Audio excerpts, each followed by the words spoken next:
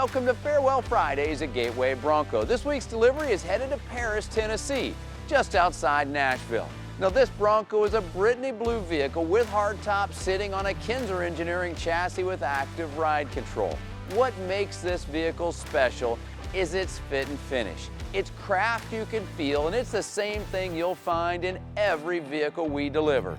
I'm going to read you the story I got from the last vehicle delivered. It's a gentleman who had a vehicle delivered to Scottsdale, Arizona, and he's in Montana. So here's what he said. Hey Seth, the Bronco arrived. My car guy that took delivery on it for me said, it's the best paint and door closures he's ever seen.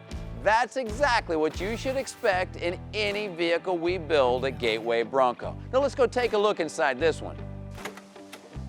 The first thing you'll notice is the smell of leather. It just exudes everywhere. As soon as you open the door, it smells amazing and it feels fantastic. It's soft, supple leather, and you'll find that this is the finest leather anywhere in the industry. We use a lot of genuine Porsche leather, Bentley leather, and the best Italian leather available anywhere.